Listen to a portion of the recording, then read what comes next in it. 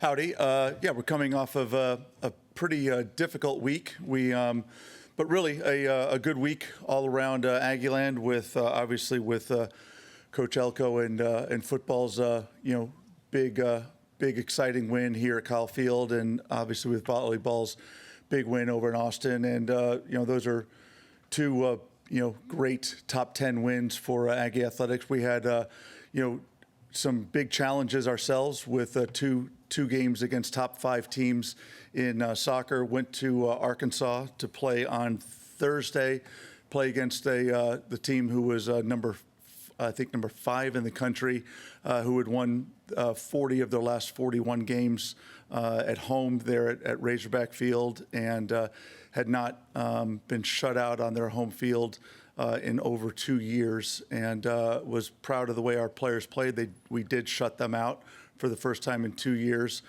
Some really gritty performances by our players.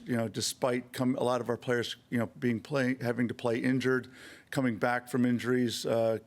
Being really up against it all night long against a really talented Arkansas team who was number 2 in the national RPI, and really moment by moment really battling through and getting a 0-0 draw, an important point for us because it qualified us for the SEC tournament, and then coming home with a much easier game because we only had to play the number 3 team in the country yesterday, and again another really tough game, tough because it was one where we played really well, and I think that in our last 3 games of the season, the team played terrific. We put together some great play, some unfortunate calls. I'm not supposed to comment on inconsistent calls by the referees that cost us games, but really proud of the way that our team played and the consistency that the team played with to put ourselves in a position to win these matches.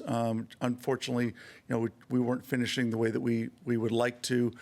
Fell to Mississippi State. They were very, very good in the way that they were able to finish their 2 chances, 2 super goals by them, and with that they were able to clinch the regular season championship. So hats off to them and congratulations to them for their first ever SEC championship, and really a terrific season by them.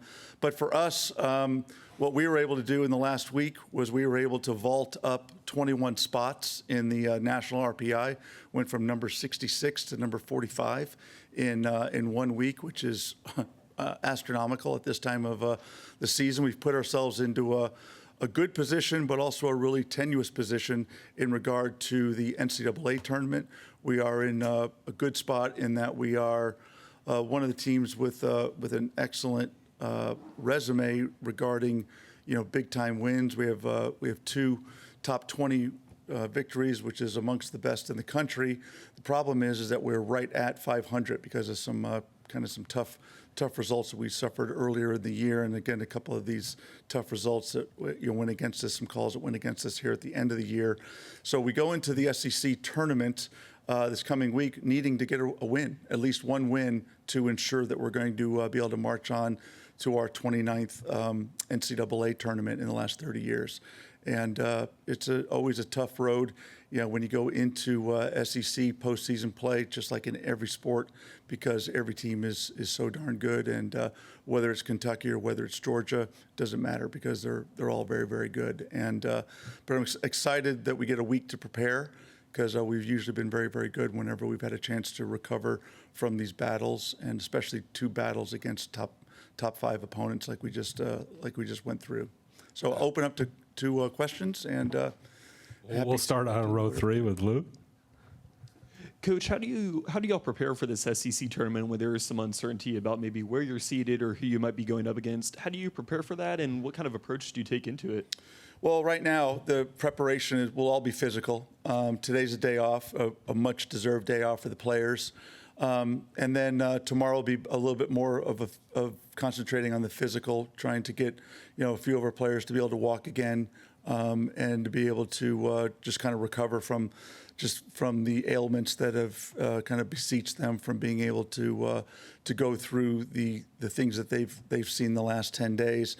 And all the focus for the first part of the week is going to be just on us, because we need to be able to be a little bit quicker in the last 30 yards to be able to finish our chances, but also just kind of fine tuning the things that we've got to be able to do. Once we get to Wednesday, the Wednesday game is going to be that we'll be watching will be Tennessee against Florida. And that was a game that was canceled because of Hurricane Helene, forced that game to be canceled. And basically the deal is if Tennessee wins that game, that'll have an effect on, or if they lose that game, it'll have an effect on if we are, the 8 seed or the 9 seed, or if we play in the 8-9 game, or if we play in the 7-10 game. And that'll be the determination of who we're going to play. But it's just right now it's all about us, so our focus is completely on us. We'll focus on the other teams come Thursday. And second row to Alex. Yeah, I guess just how frank have you been with your team for the need to win a game and just their response to needing to win at least one game to keep the season going? Well, we've been in kind of our backs up against the wall for a while now, and so it's it's kind of like we've been on this high wire for a while, so we're kind of used to the height. And walking that tightrope has been something that they're kind of used to. Going into Arkansas, knowing that they needed to find a way to get a result, because a result in that game was going to help us so much. Like I said, jumping 21 spots in 1 week is almost unheard of. And it's what they were able to do this past week, and playing so well, really outplaying teams that are as strong as the teams that we played for such long stretches. Now, can we learn the lessons from those games to be able to finish off these games and win these next games is going to be that's going to be the big test. And you guys haven't played either Kentucky or Georgia this season. Just do you like that, having a fresh opponent, or do you wish you had already played them going into a must-win situation? No, I think it's good. I think having a fresh opponent is a good thing, and I think it's something that like I said, it keeps it fresh. And one of the things that I think, as from a coaching standpoint, that's really unique about our particular league is you've got it's an interesting chemistry set that is the SEC. Every single game, you can't just go in and say, okay, well, this is who we are. We're not going to change who we are for this particular opponent, because every game really is so different. Every team has a different type of strength and a different type of maybe Achilles heel that you can go after. So you've got to come up with a little bit different formula to who you're going to go after and how you're going to adjust the strengths that you have. So it makes for a kind of a fun week. It makes for a fun week of scheming how you're going to tweak your stuff and how you're going to have to strengthen your defenses just a little bit more. So it's kind of neat how that'll go. Now, whichever one of those games we're going to be in, we're going to play. If we win, we're going to play either Mississippi State or we're going to play Arkansas. So we know that that's around the corner, but it's a deal of, that first game is going to be something unique. And we'll go to TV row to Tyler. G, how critical do you think your performance in this SEC tournament is going to be to making the NCAA tournament? Well, the first game is absolutely critical, because if we don't win, then if we lose that first game, then we fall below the high water mark and we're automatically out. If we go into penalty kicks, then that would be a draw. And if we advance, then we would advance to the next one, again at 500, having to win. If we go to penalty kicks and we don't advance, then we stay at 500, and then it's up to the NCAA committee to see how it goes. But that's all, that's all in the future and unpredictable. So the best thing for us to do is go to Pensacola on Sunday and find a way to win against a really good SEC opponent, to be determined. And we'll go to Rob in row 4. Howdy, Coach. Howdy. Some of your girls were pretty emotional yesterday with the senior, celebration beforehand.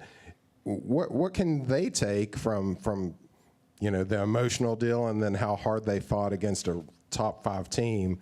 How can that help propel them for a win that you need in the tournament?